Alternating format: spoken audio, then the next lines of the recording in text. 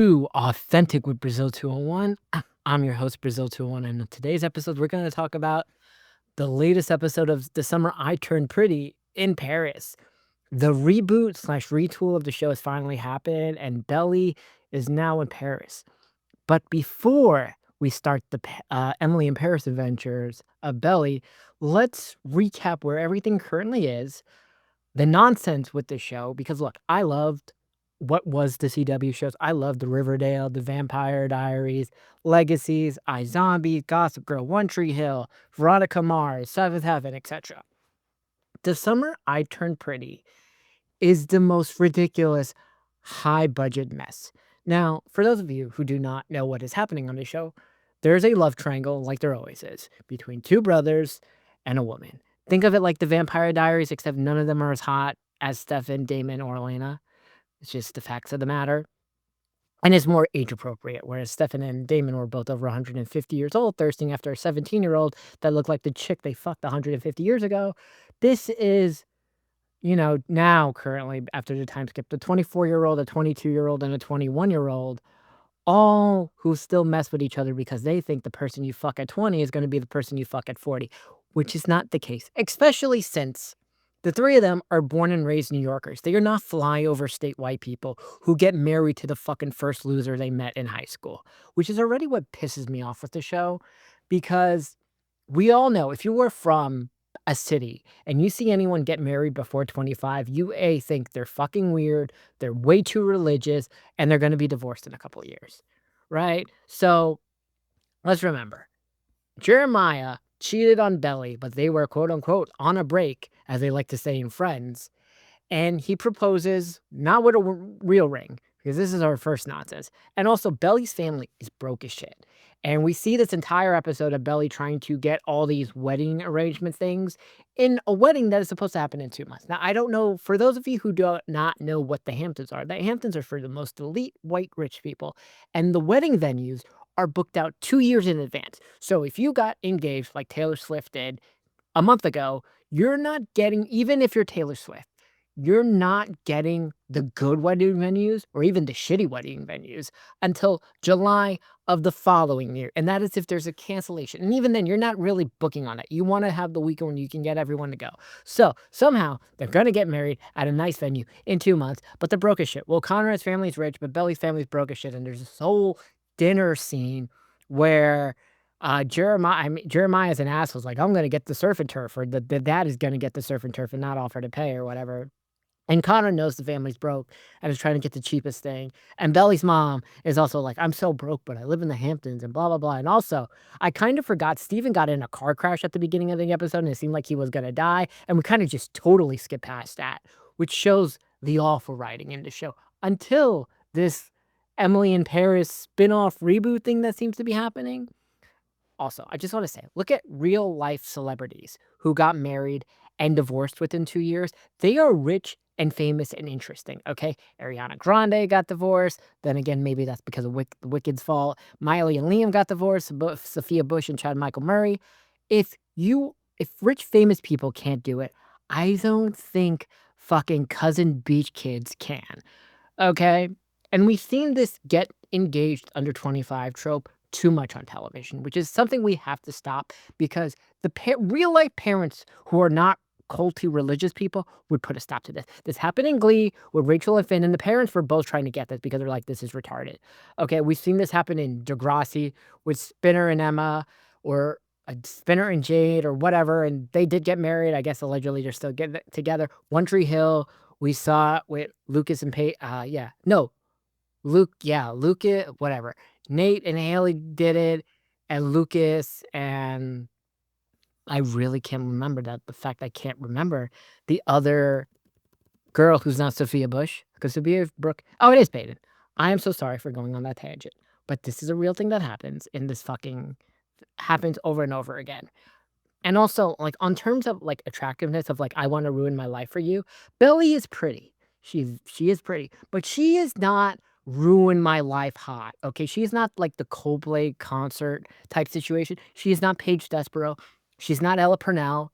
She's not Emma Mackey. She's not Lucy Hale. She's not Victoria Justice. She's not Selena Gomez. Okay, like you would throw it all away and ruin your life for. Okay, Belly is a girl you could see at fucking Trader Joe's or Costco. She's not all that special. She's pretty, sure, but also you're 22. There's tons of options that's gonna happen, especially since Conrad and Jeremiah are both like what 6'2" attractive white guys. You have your pickings of any sad woman in New York City, okay, or any surf lodge TikTok thought that you are going to meet. Then we went through the 2-month fantasy. Then, so Belly gets a call the night of the wedding, like, oh, there's an open spot for the foreign exchange program college thing. And somehow she books the same night flight to Paris from JFK, runs away from her wedding, puts her wedding dress in her bag, and no visa or anything, just the passport. And I'm going to go to Paris. Okay, now she is in Paris. Does not speak the language. Doesn't have a tourist visa or any of that. And you know what? Watching this episode, I totally understand why we're going to have ICE in full force during the World Cup to make sure people are not overstaying their visas. Because I watched this episode and I totally fucking understand everything now. So she talks to the immigration person in France. And she says, he asks, why are you here? It's like, I'm going to a student exchange program, blah, blah, blah. Do you have the student visa? She goes, no. Okay, tourist. Boom. Now we're at the school. And she's like, I'm here to enroll. Oh, like, are you the person we called about it? Okay. She goes, yes. And then she's like, I talked to Antoine. And she's like, oh, Antoine read the spreadsheet wrong. You are not eligible for the program. I can't believe you flew all the way here without confirming via email or paying a deposit or whatever. Smart person from the French Broussard person. Belly, very sad. Now, Belly goes to a coffee shop. That is the same coffee shop as in Emily in Paris in the first episode. And the parallels here between Emily and Paris are fucking hilarious. Now, for those of you who don't know, when we began with Emily in Paris, Emily was a flyover state white girl who was dating the same Midwest finance bro, not like a quality finance bro in New York, but like a fucking Midwest loser from Chicago that she's been dating since she's 24. Emily is, I think, currently 30 in Emily in Paris, so she's finally grown up a little bit. But same nonsense.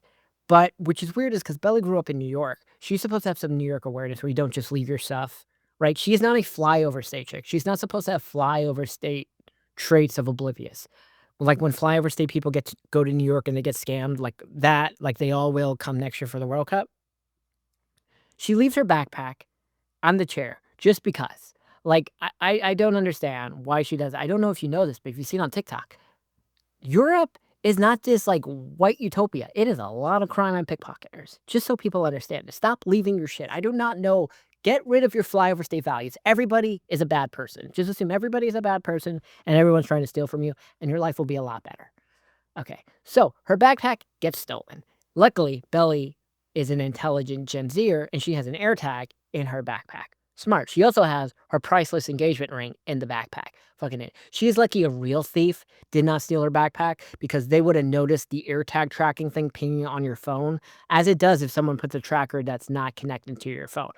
Also, I don't know if you know this, but if you bring your iPhone to another country, it's not going to just work automatically. You have to get a roamer plan because it's not going to work. The fact she's just making fucking long distance calls in Paris to New York and a data plan. Ridiculous. For a family, that is broke as shit. Another nonsense with this. But anyway, we spend 10 minutes of Belly somehow understanding the Paris subway system and follows her backpack.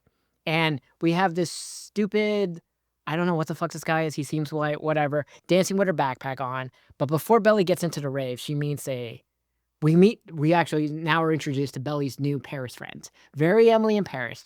But instead of, Emily had the Asian chick that nobody likes that kept singing, what the fuck's her name, Mindy? We get Belly's first friend, which is a lesbian military lady from France, I guess, who lets her into the club with her. And then we meet and I don't know the name of any of these characters, but from what I saw in the little coffee scene, we have a guy who likes to fuck around, another lesbian chick, a chick who bangs married women, and the military lady. Belly sees her backpack. She beats up the guy with the backpack. And she's like, oh, this is yours. And she sees the wedding dress on it. I gotta admit, such a stupid plot line. I can't I don't know why they're making Belly this stupid, who's supposed to be an intelligent woman, but everything I've seen in 3 seasons makes me think everybody on the show's a moron of epic proportion. Because I still think Belly, Conrad, and Jeremiah all need to bang new people, okay? And I hope, Jeremiah gets a nice, fucking fuck some chick who works at Vogue. Conrad can have a girl who is a lawyer at a good law firm, not a shitty public defender. And Belly, I don't know what Belly needs. Belly needs someone different, maybe not a coder, not someone who's like overly emotional, but maybe like not a finest guy, because I guess Jeremiah is a finest guy. Maybe she needs, like, an athlete, right? Maybe she needs to have her whole since they love to play Taylor Swift songs on this, maybe she can't get a quarterback. Belly's not hot enough to get a quarterback, but maybe she can get, like, the 2nd wide receiver on the Giants or Jets who's, like, like a Cooper, like a what is it?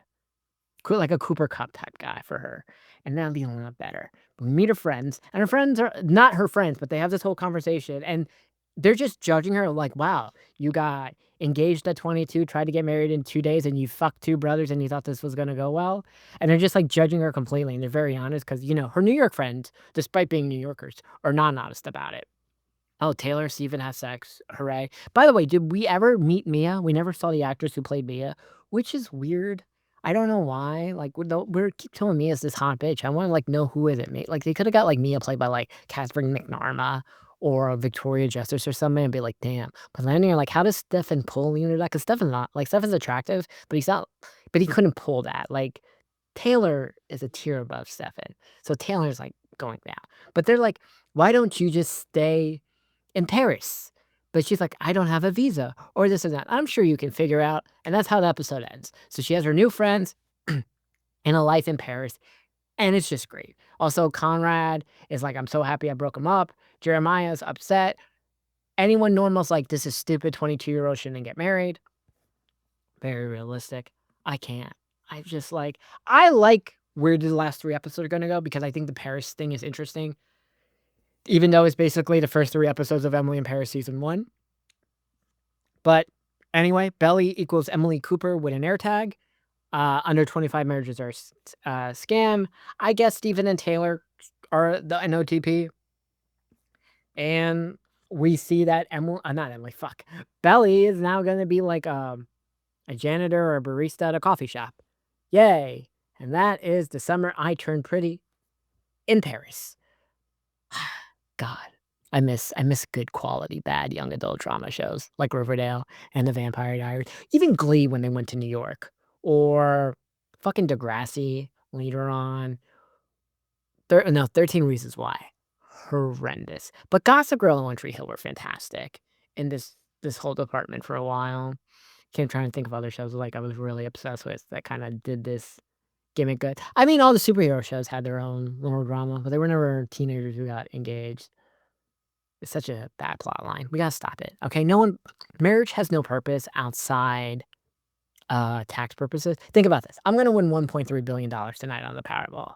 You think I'm gonna ever get married so a woman is entitled to half that for her entire life just because we signed some document? No.